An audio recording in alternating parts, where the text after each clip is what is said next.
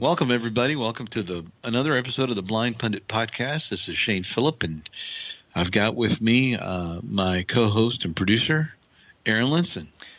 How you guys doing? We finally let Shane out of his box for however long he wants to speak, and then we'll put it back in his box. Yeah, you may want to you may want to yank it's like the old Gonzo show. You may want to bang the gong sooner than you'd like. Yep. All right, so what I wanted to talk about today, and Aaron also wanted to address is all the scuttlebutt about the spying. Was Trump spied on? Was he not spied on? Was the guy an informant? Was the guy not an informant? And back and forth. And I wanted to just take a moment and express, share my thoughts on the whole matter and what I think is going on.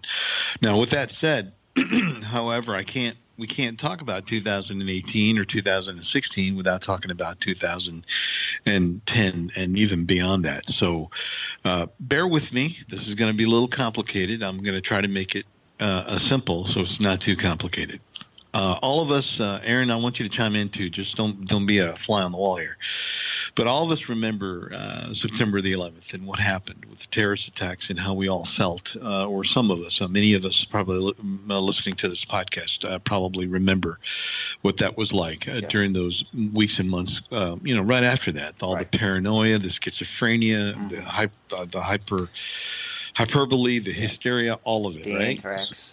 Yeah, absolutely. Oh, yeah, a lot of it. Just, we didn't know who was going to hit us, what was next, and what was coming around the corner, and so on and so forth. Okay. Prior to 9/11, these agencies that I'm going to run off in order have existed for years and years and years.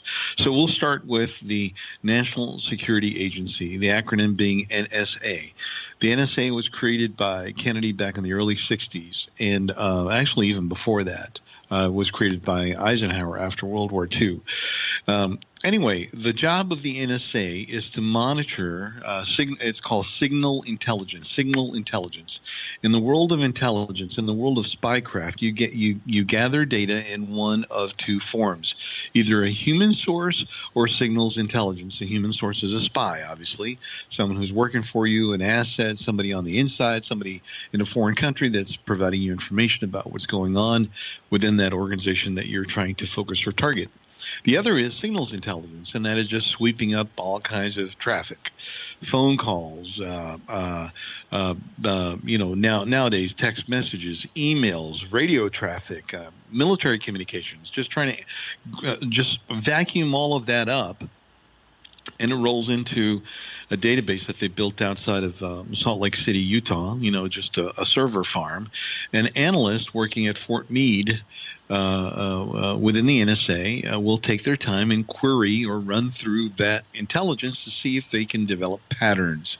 In the early days, it was very labor intensive. Now, with the advent of software and artificial intelligence, much of that is automated. They look for keywords and phrases and patterns and repetitive things that happen that put one and two together, kind of like a puzzle piece, to see if it forms a picture.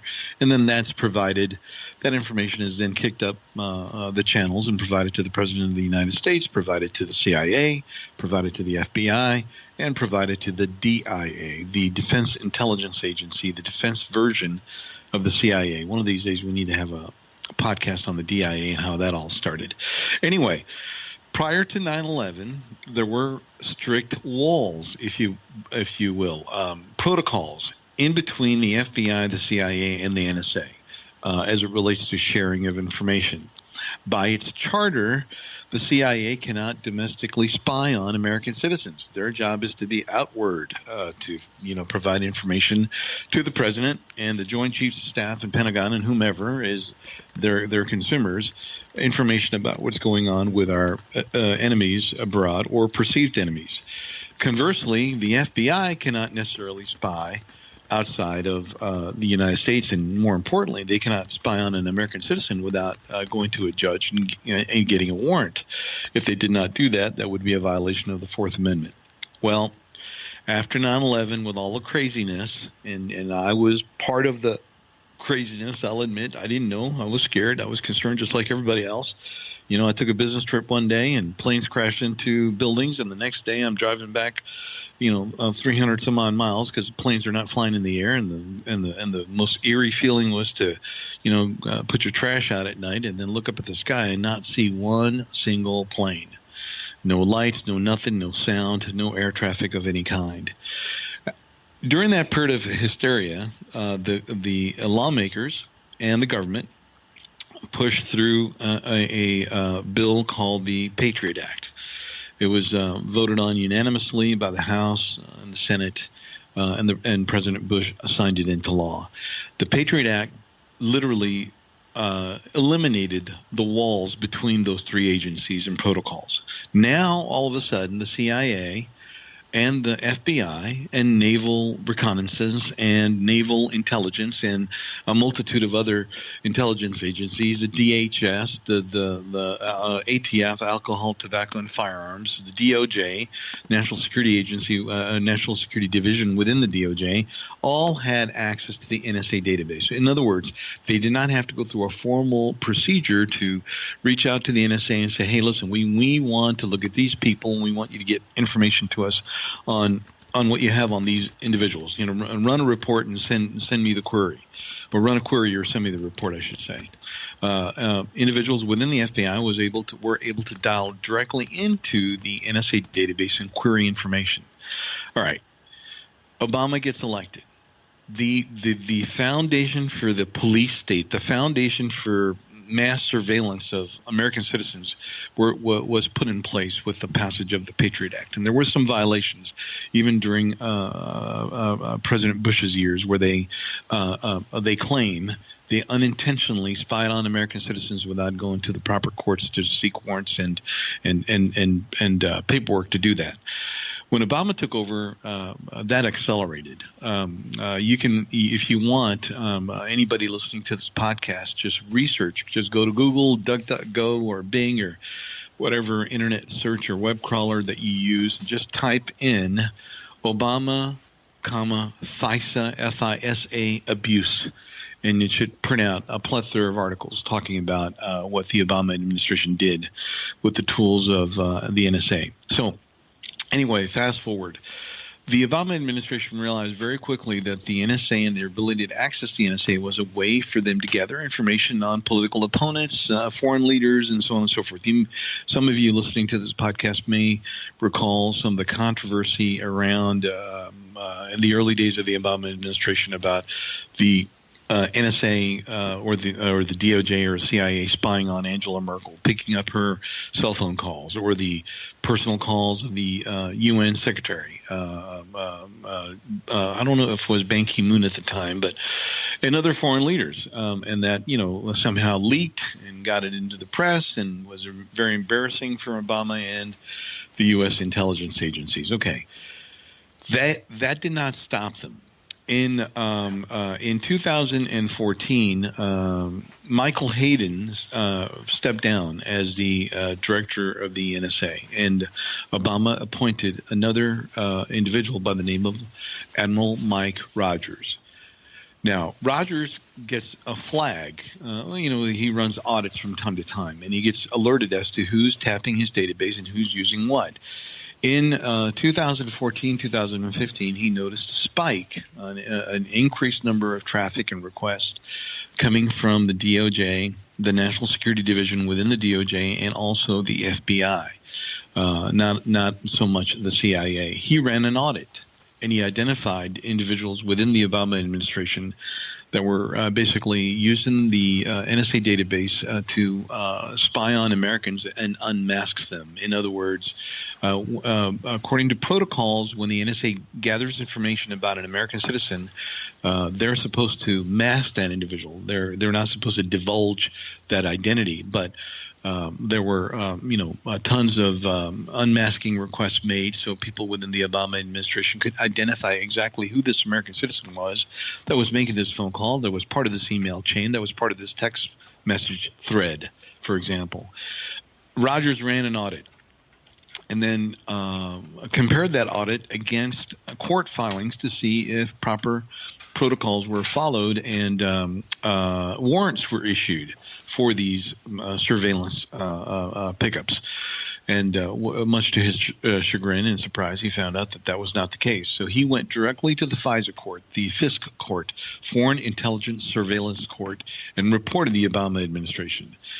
The court called in individuals of the Obama admin, read them the Riot Act, and said, "Hey, you can't do this. It's violations of the Fourth Amendment. You guys have to come to us and justify exactly why you're wanting to unmask and gather data on American citizens." And we're talking thousands and thousands of requests, millions and millions of people potentially American citizens. So anyway, that process got Rogers crossways with Obama right away. All right. They promised they would never do it again and went back into their respective corners. Again, later on in late 2015, early 2016, Rogers was once again alerted to the spike in traffic coming directly from the DOJ and the FBI. One more time, he ran an audit, and sure enough, the same thing. Mike Rogers made a beeline back to the FISC court and reported the Obama administration and their violations one more time. This time the courts dragged in the Obama administration, read the Riot Act to them, and then went to the extraordinary effort of declassifying 99 pages and publishing it to the public so they could see that there were violations made and violations of the Fourth Amendment. In other words, spying on an American citizen without proper warrants and paperwork, which is unlawful search and seizure.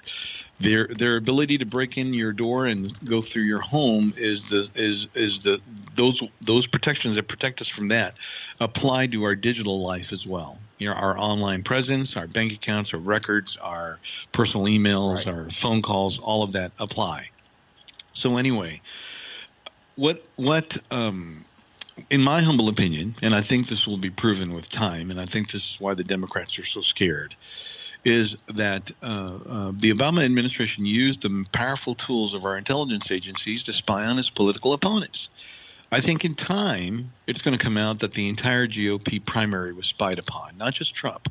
Because at that time, they did not know who was going to be the GOP nominee. Trump is just one of, 19? They had no sense at that time who was going to rise to the top. And they were willing to bend rules, break laws, do whatever they can to provide Hillary with all the intelligence that she needed on the inside operations of a particular campaign to give her an edge to win. And so when Trump officially became the nominee, that corresponded during the same time that Rogers had reported the Obama administration a second time. And so not only did he report the administration to the FISC court, he eliminated the ability of the FBI and the DOJ to access his database via 702 bulk data collection. Remember that. Section 702 of the Patriot Act, bulk data collection. He eliminated their ability to do that. In other words, he basically said, listen, if you want information on somebody, you're going to have to fill out some paperwork and send it to me and request it and list the name of the individual and provide proper judicial what's the word? Proper judicial overseeing of that process. And so here the FBI and Comey and those guys are stuck between a rock and a hard place. They can't access 702 bulk data collections anymore. Rogers eliminated that privilege. The only way to do that to spy on Trump was to actually go to court, and they did that. They went to the FISC court 3 different times, and they were denied each and every time to get a warrant on an individual or a warrant or whatever to spy on anybody.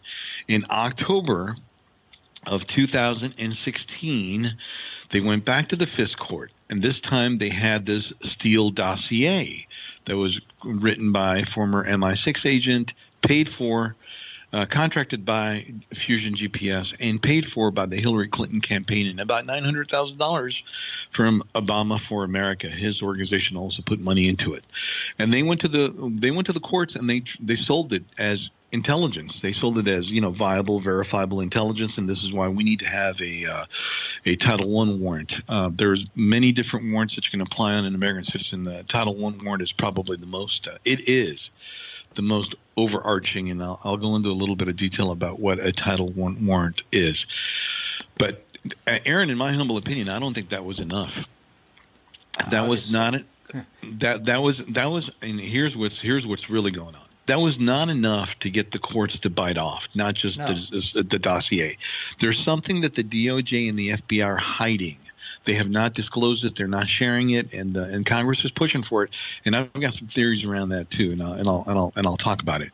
All right, the President of the United States has the ability to sign a letter of understanding, a national security letter, submit that to the FISC court, and the courts 9 times out of 10 will grant the president's request to spy on an American citizen without the standard procedures, without the standard protocols, if you will. I mean, the president can go to basically the president is saying, listen, my job as commander-in-chief is to protect the Union, and we're really, really concerned about this individual. I don't have the time. It's time sensitive. I don't have the time or the inclination to go through the process. I got to put a wiretap on this guy right now, and all the people that he or she affiliates with, because it's an imminent risk.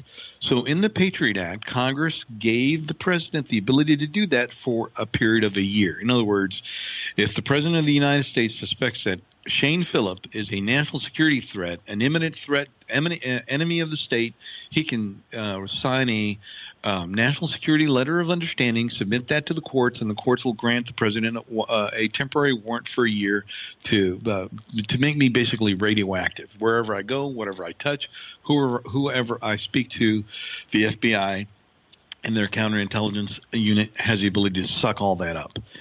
In my opinion, Aaron, that letter, in conjunction with the fake Russian dossier, is what was submitted to the court that finally, on the 4th attempt, the courts basically gave in and allowed the Obama administration to slap a Title I warrant on a volunteer, Carter Page, who the FBI used in 2013 as an asset to actually spy on Russians. This is a guy that used to work for the FBI as an asset because he would travel back and forth to Russia, and they used him as a spy to gather information on Russians. And there were actually 2 Russian military intelligence officers that were charged in New York, and they were ultimately their diplomatic privileges were pulled, and they were sent packing back to Russia.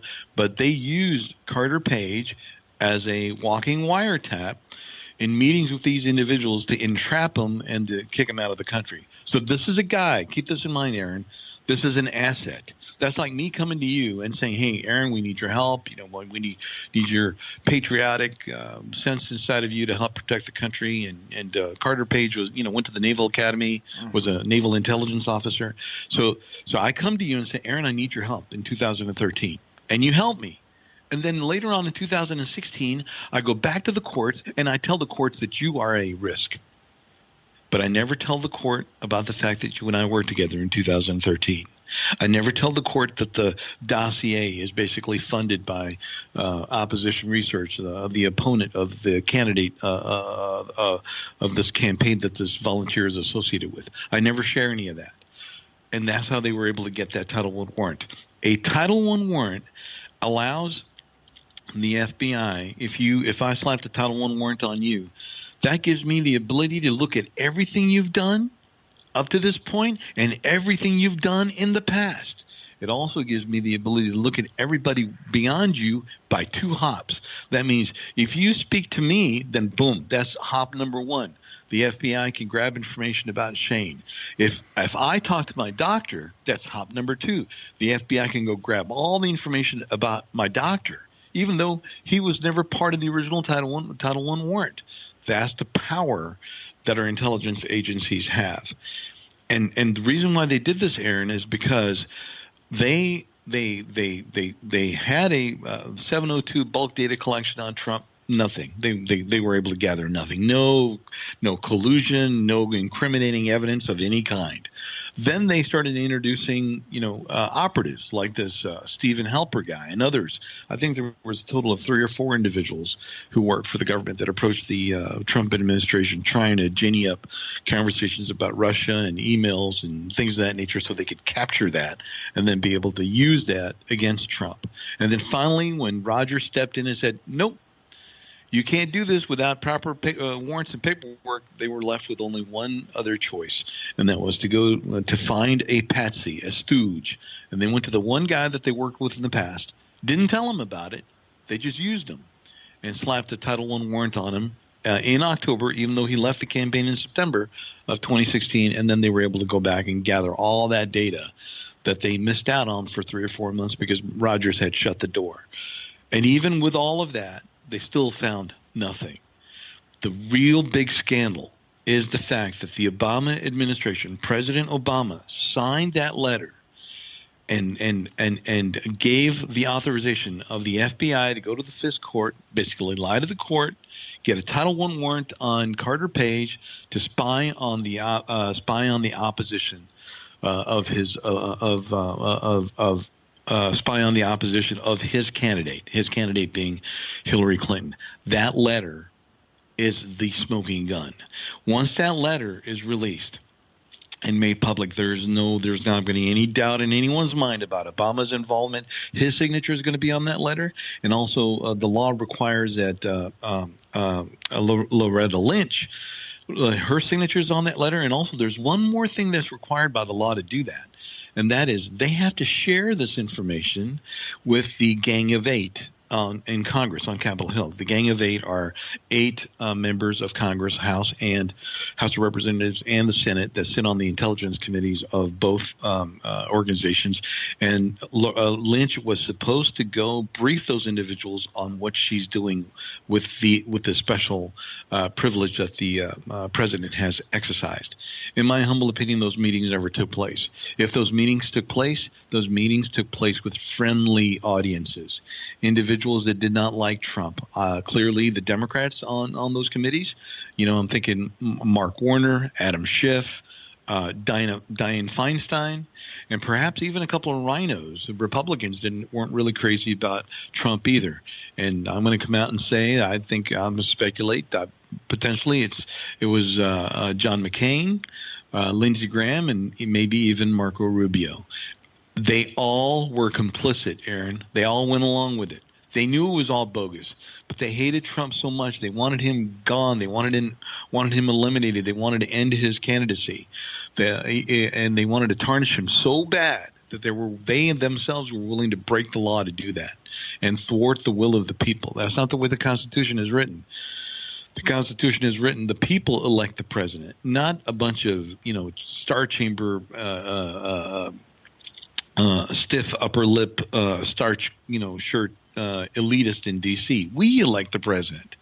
It is the only nationwide office where people across the country vote on one individual, and the founders set it up that way. They did not want, they did not want a monarchy, and they did not want a bunch of corrupt officials electing somebody as president who is just as corrupt as they are, and the corruption continues.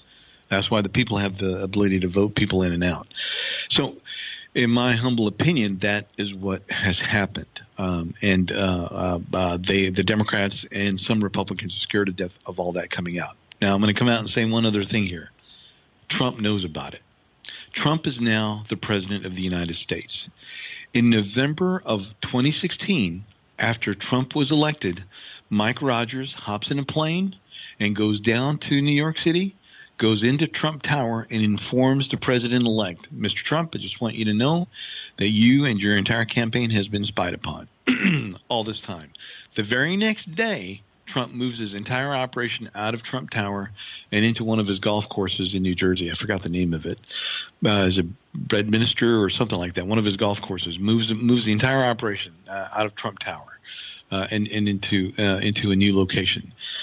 I also believe that after Trump was sworn in, Rogers sat down with him, Michael Flynn, and Jeff Sessions and laid it all out and told them, listen, you've been spied on this whole time. My audits prove that you were spied on. The entire GOP primary was spied on. I've got all the paperwork. I've got all the digital fingerprints. I know exactly who logged into my system because they have to supply credentials to do that. I know exactly what SCIF was used, special compartment intelligence. It's special areas where computers are not networked. They're one-to-one relationships between the NSA and the terminal that's being used. So Rogers has all of this, and Rogers stayed on as Trump's NSA up until just about 2 or 3 weeks ago when he finally retired. The funny thing is, and you and people listening to the podcast can research this, the day after Rogers made that first trip to Trump Tower in November of 2016, James Clapper, John Brennan, Jim Comey, and God, I forgot the name of the Secretary, Ash Carter. All four of them went to Obama, and a couple of them went on record wanting Obama to fire Mike Rogers because they found out what Rogers had done. They wanted him out of there. They wanted him fired. And for whatever reason, Obama didn't do that. I guess Obama was afraid that what that would look like. Here are the last few weeks of my administration. A new president is about to take over, and you want me to fire the head of the NSA? I mean, how's that going to make me look? And what are people going to say? And we're trying to push this Russia hack narrative. How's that going to make me look? Well, they didn't fire Rogers, and Rogers stayed on. And I believe, in my humble opinion, that Rogers has provided all of this digital information to Trump. Trump knows everything. As the president of the United States under Article 2, he has the power today to declassify everything and release it to the public. He has the ability to declassify that FISA document, that national security letter, all of it. So why do you think he doesn't? I'll tell you exactly what's going on. I'll tell you exactly what's going on. He wants the American public to know just how corrupt the DOJ and the FBI was under Obama. He's forcing Congress to issue subpoenas to demand people to come in and testify under oath. So now, I've been reading some articles that Grassley and Nunes are going to subpoena Comey, subpoena Clapper, because none of their public statements match up with the documents that they've been able to see so far. Mm-hmm. And Brennan, and they're going to drag them all in, and they're going to subpoena some of the FBI agents who are involved in all of this to come testify as well. Peter Strzok, Lisa Page, all the names that we've heard about. And I also think that all of this is designed to time with the release of the Inspector General report. Now, keep in mind, the Inspector General of the DOJ is working on 4 separate investigations. The first one being the handling of the Hillary emails. That's getting ready to come out. That's the first one that's going to drop. And you're going to see hearings and testimonies and all that stuff after that comes out, and probably some criminal referrals. The second thing that's going to drop is how the FISA process was treated, not just Trump. And boy, when that comes out, and the fact that thousands and potentially millions of Americans' privacies were violated by the prior president, that's going to be bad. And the last two is the Russian probe, basically the Mueller investigation and how that's being handled. The Inspector General is looking into all that as well, and I think that's it. Now, there may be, can't think if there's a forthcoming report or not. I think that's it. Oh yeah, the fourth one is the potential spying. The placement of the spy or entrapment charges by the FBI. So that's the fourth investigation that has just been dropped at the lap of Inspector General Michael Horowitz. Now, a lot of people don't know that back in July of last year, Sessions went to a U.S. attorney who has all the powers of a special counsel and married that U.S. attorney, teamed that U.S. attorney up with Michael Horowitz. Horowitz has the ability to subpoena any document, any record within the FBI and DOJ.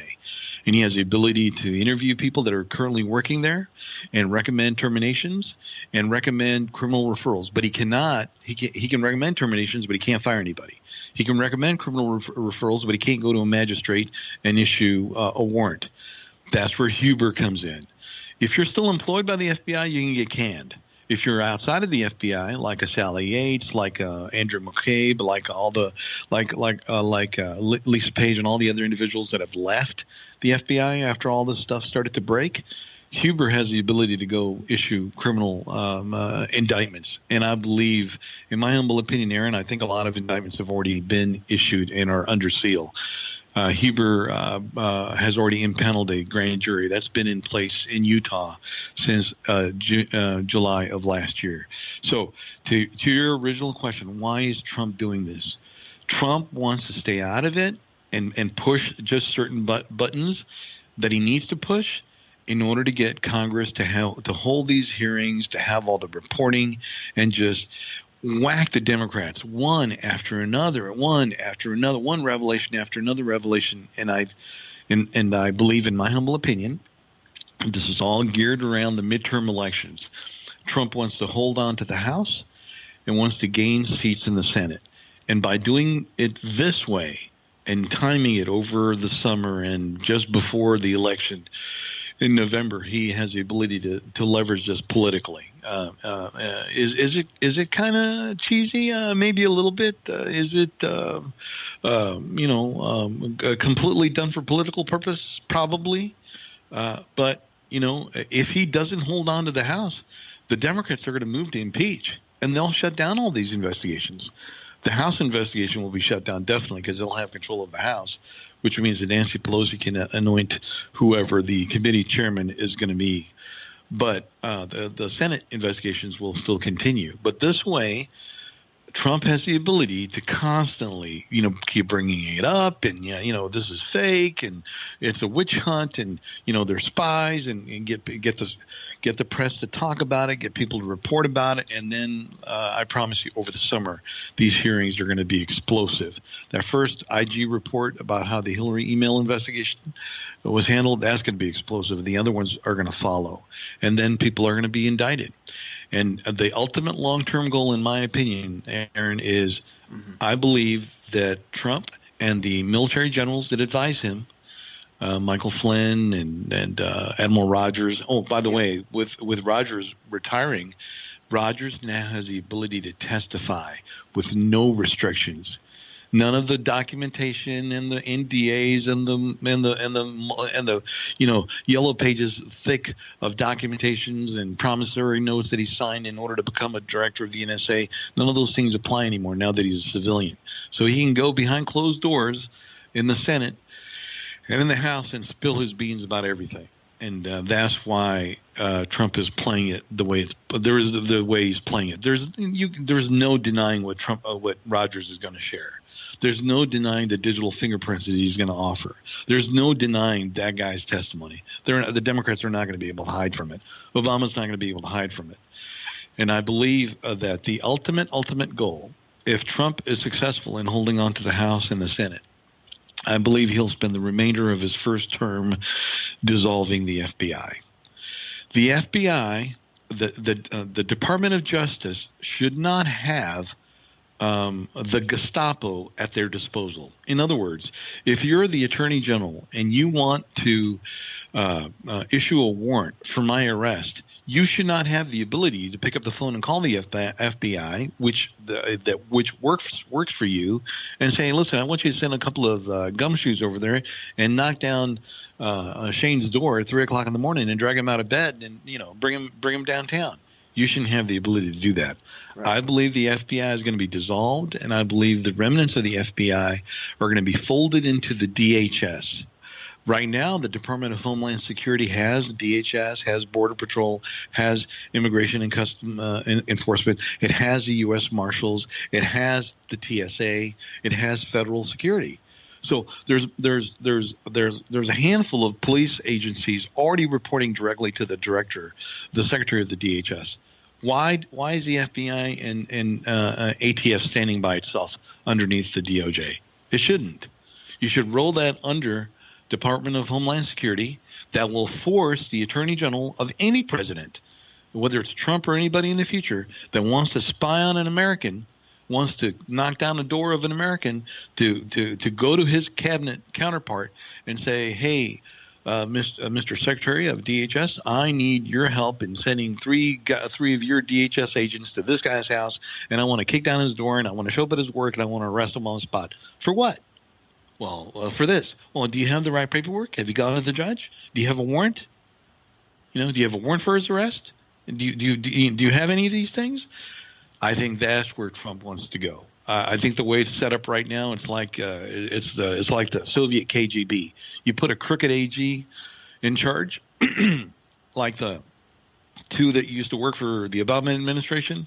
That individual can pick up the phone and call an FBI field agent and say, "Listen, I need you to do this." And what's that field officer going to do? Deny the attorney general that's his ultimate boss? They're gonna strap on their piece and get in their car and go down and kick down somebody's door. That's what they're gonna do. And that it should not be that way in America. That is what's going on, in my humble opinion. I think the long-term goal for Trump and his advisors is the elimination of the FBI, the way it's set up right now. It is corrupt at the top. The seventh floor is completely corrupt.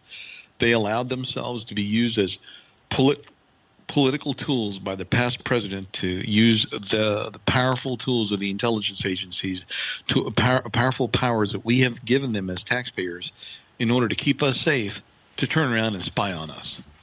And that's gonna end. That's what's going on. That's why Trump hasn't pulled the trigger yet. He's playing this. He's using this situation. He's using the fact that the Obama administration and the Democrats are in a pothole, and he's going to leave them there. He's not going to give them a lifeline. He's going to leave them there until he's ready to pull them out. And when that happens, the entire American public will be on board. And when he announces, "Listen, the FBI is corrupt. It's beyond saving. I want to dissolve it," the American public will be behind him. That's what he's trying to do, in my humble opinion. Any thoughts, Aaron? I totally agree. It's almost like we're playing a cat and mouse game, and we're just waiting for that right time. It's chess, man. Yeah. It's move, counter move. Yeah. It's chess. I whenever I put something up on Twitter or Facebook, I always remind people, never, ever, ever forget the intelligent men that are advising Trump. They're men of war. General Mattis, General Kelly, General Dunford,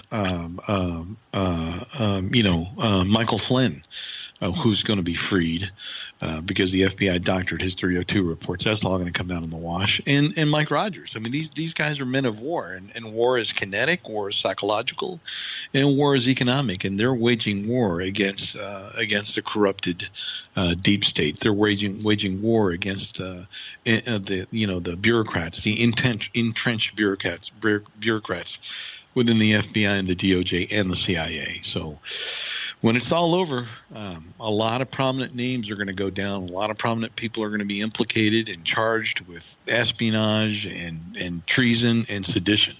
That's where this is headed, in my humble opinion. Trump wants to dissolve the FBI, and he wants to nail the people that abuse the systems against him and others in the same process. I definitely agree, and I'm just kind of curious to see what the opposite side's going to say, because they're not going to be able to say anything, because once again we have said this in many BP Squared podcasts that they don't have a leg to stand on. No, everything that they say is just so left field, it doesn't work. Over time, it's proven to be a lie. Remember when Trump tweeted out that, "Hey, I just learned that Obama spied on me," at the Trump? Oh my God! Everybody went nuts. How can you say that? Making that accusation, and it turned out to be true. Right. And Trump tweeting about, there's the spies infiltrating my camp. Everybody goes nuts. Turned out to be true. Right. So I think he already knows the end game. It's just a matter of timing. Right. And I know a lot of people are picking on Sessions. Where is Sessions? How come he's not doing anything? And it's the impatient nature of us as Americans. But Aaron, when you go after the former president and certain key individuals in his administration, you can't screw this up. You got to get it right. You got to dot every I and cross every T. And if you accuse somebody publicly of something, you better make sure that you got all the documentation behind to back it up and be able to walk into a courtroom and not only make the acquisition, but make it stick and convict that person. Because if you do not, and they walk on a technicality, or you don't have all your ducks in a row, or you've screwed up something in the process, or you don't have all your witness testimony in line, you don't have all the digital fingerprints, you don't have your timelines right. Oh man, that's gonna damage the Trump administration, damage the DOJ, and damage the Republicans that are making those accusations. So I think everything is happening the way it's supposed to happen. I would like to, I want to rip off the Band-Aid and just come out and say, hey, this is what they've been up to. Boom. Here, press. Here's all the documentations. You go through it. Hey, whose signature is that? That ain't mine. That's me. But Trump and his generals think much differently than I. They want to protect and save the republic. If they did what I wanted them to do and rip off the Band-Aid, DC would be in shell shock. It would be like a neutron bomb went off, and where would the country be? Where would our systems be? I mean, could it literally bring the country to a screeching halt? I mean, could that trigger a stock market sell-off of 5,000, 6,000, 7,000 points? Quite possibly, and unintentionally sink the nation into a second depression. And I think Trump and the generals know all that, and that's why this has to come out over time, little by little, and it's got to look as much as possible as from a third party, and that's why they're relying on the Inspector General. He was appointed by Obama. He's a Democrat, and if he issues a report, blaming the Obama administration for violating laws and violating the Fourth Amendment and spying on people without their knowledge or consent, or potentially lying to a judge.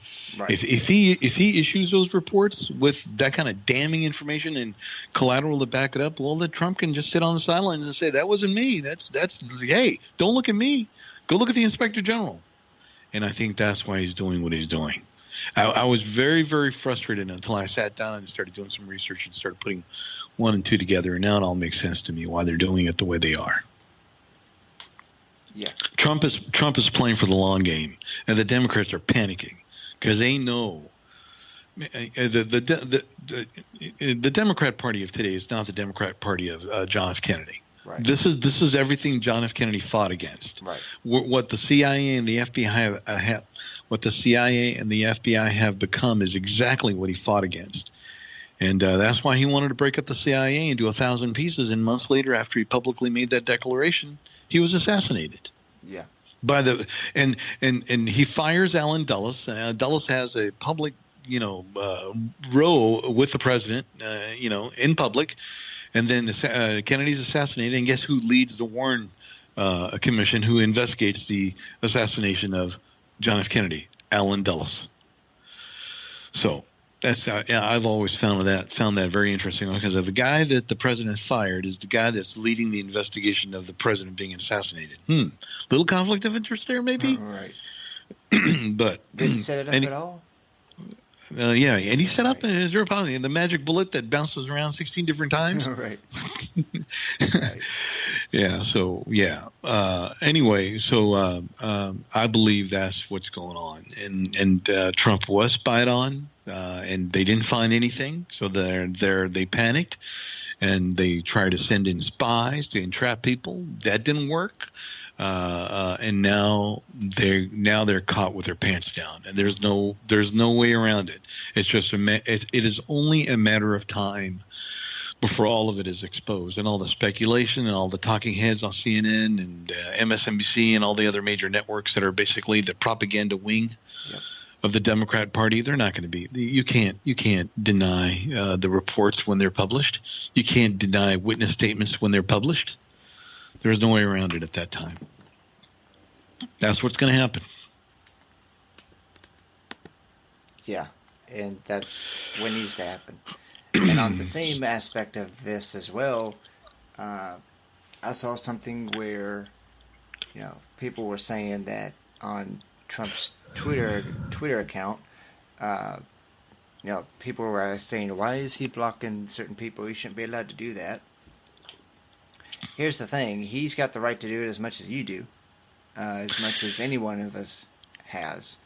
Well, And they're spying on him, and they're still trying to figure out dirt on him and get dirt on him and stuff, and if he feels like he wants to do that, well, it was a liberal judge that made that ruling that said, well, Trump is a public figure and he should not shut down discourse because that basically means he's removing the ability for that individual to, that individual's First Amendment rights. Well, the First Amendment gives you the ability that you can say anything you want.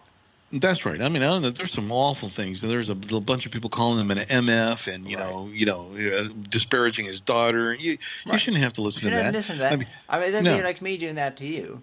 Yeah. And no. Well, listen. I have free speech. I can just say whatever I want. No, you can't. Well. Yes and no. So. Listen, if I'm a public figure, I'm a state senator or a governor or a freaking I sit on the school board, or the local county commissioner's office. It doesn't matter. If you have a beef against me, you can certainly address that. I can't shut you off, but I can control how you negotiate, how you interact with me. You have to go through my assistant. There are certain hours where you can come. You can come to city hall and stand in line and address your grievances. But there's protocols, there's behaviors, there's things that you have to follow. But this particular judge basically said that Trump didn't have the ability to shut off people that were calling him names and this and that. I'll tell you what, there's another side to that coin. If Trump can't block people, that means Twitter can't block conservatives. Right. So this, yeah, that's right. This liberal judge may have done something just completely stupid, and she's not thinking ahead because she's she hates Trump so much. So now, if Facebook and Twitter shadow bans or prevents conservatives from communicating and sharing ideas or whatever because they said, it's quote unquote hate speech, then we as conservatives can cobble together, file a class action lawsuit, and refer to that judgment just made by that federal judge and say, hey, that judge just ruled that an individual talking to Trump cannot be blocked, so why are you blocking us?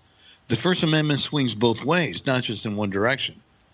And I think the lawyers at Twitter and Facebook are their butts are puckering right now because of what that judge just did. And you'll notice Trump and the DOJ is not fighting it. They're not saying, hey, we're going to appeal this. They just basically said, we're going to take a look at it. So I think somebody went to Trump and said, listen, here's a way for us to nail these guys that are trying to silence conservatives. We got the midterms coming up. We want our people to be able to talk and communicate with each other. And, hey, we're going to meet over here, and we're going to meet over here. We're going to have a meet and greet over here. We want them to use those platforms to communicate thoughts and ideas to get out and vote for us. So let's not fight this right now. Let's pay attention to it. And then if we see continued abuse of conservatives, then we within the DOJ will file a lawsuit against Twitter and Facebook for violating the judgment handed down by that federal judge. Mark my words, that's next. That's what's going to happen. Yeah. And that goofy liberal judge in her hate for Trump did not realize what she just did. But anyway, that's what's going on. Yeah. Anyway, so I don't know. I kind of bounced around and rambled a little bit. Hopefully, I made sense with all the Patriot Act and stuff, but and what's going on. But in the end, if the FBI is dissolved and there's another step in the process to kick down somebody's door, I'm all for that. If the abuse of the intelligence agencies on the American citizen gets exposed and laws are changed and additional restrictions are put in to prevent this from happening in the future, I'm all for that too. So I'm willing to wait. And I don't care who's sacrificed, Democrat or Republican. Man, if you have violated the law to snoop on me because you don't like me, because you perceive me as some kind of political threat, screw you. I want you to go down. Right. Exactly. I want your family to suffer like my family, like you've been made to make me and my family suffer. I want you to sit in Leavenworth. Right. You can't. Yeah, if you have violated the law to charge me legally or frame me or gather information with bulk data collection and use that against me without a warrant, and you never told me about it, well, you need to go down. Right. Yeah. So I'm willing. I'm not on this one topic. I'm not Republican or Democrat. I'm right and wrong. Period. Exactly. Yeah. Anyway. So that's what's going on, man. In my humble opinion, excuse me. And those listening to our podcast are more than welcome to fact check me, and go Google and research. Yeah. Don't take my word for it. Go research 702 abuses, FISA abuses. Go research all that stuff, and just put in keywords Rogers, FISA abuse, 702, and a ton of information will pop up about what's been going on. And you'll see that 90% of what I say is true. The other 10% is speculation on what may happen that I can't control. Right. Exactly. And it's the internet, so people are going to come up with stupid theories and all that stuff all the time. So. Yeah, but this has gone across multiple decades, multiple presidents. We as ignorant voters and taxpayers, we have empowered. We handed our security to the government, and the government has turned around and used that to become our overlords. Right. That was never the intention. You were supposed to keep me safe, not use those tools to spy on my ass. Right. And that's what's happened. Anyway, so that's what I wanted to talk about and cover today. And hopefully some people learned a few things that they did not know today, and they'll do some research on their own. The most important thing we can be as a taxpayer and a voter is to be educated. Don't listen to any talking head. Go do your own research. There's tons of it out there. Right. And don't just rely on us for your news and for you that. But hey, we wouldn't mind you donating to our cause over at Patreon if you would like, or if you don't want to do that, message us and we'll send you other ways you can do it. Absolutely, and our intent with these political podcasts, and really all of our podcasts, is just to perk the interest and get you guys to start thinking. So you're looking for yourself, thinking for yourself. Don't listen to your party. Don't listen to the guy on the radio. Yep. Don't listen to the nightly broadcast. Do your own research. Exactly. Take some time. Every one of us has this powerful tool on our hands now. This thing called a smartphone. You don't need to make time to go to the library. It's all there. It's all there for you. Mm-hmm. And do your own research and be educated and get involved, get agitated, get involved locally in your politics and vote. That's the most important thing you can do. If you want change, vote locally, vote in your school board, vote in your county, vote in your city, your state, and ultimately the people that you send to Congress. That's how change happens. You change people. That's how change happens. Right. And don't just sit there on your hands just saying, oh, well, I need it to happen. You need to make it happen. No, yeah. Every vote counts, man. Every single vote counts. Don't think that you cannot make a difference. Every single vote counts. Anyway, my goal with the midterms is to get out and vote and try to drag 10 other people with me to go vote with me. That's my goal. And boy, if we all did that, how powerful we would be. Politicians would have no choice but to pay attention to the voter. Exactly. Instead of resenting the voter as they do now. Right. All right, buddy. That's all I got for today. Cool. So, if you guys want to get a hold of us, you know how to do that on the website. We have a contact us form you can fill out. We also have a Facebook page, Linson Productions LLC. Our phone is 502 536-9131. And the email is just linsonproductionsllc@gmail.com. Twitter is Linson. It's LINSON_pro LLC. And Shane, where can people find you? They can find me on Twitter is probably the best. I'll warn you ahead of time. If you follow me, you're going to be overwhelmed with political commentary, so be prepared. But you can find me on Twitter at Shane, SHANE, the letter P, the number 1, so at ShaneP1. you can definitely do that. And guys and gals of the internet, next time we'll see you. Have a wonderful day. Stay connected. Yep, stay connected. Bye-bye. You've been listening to the LP Podcast Network from Linson Productions. Copyright 2018 by Aaron Linson and Linson Productions, LLC.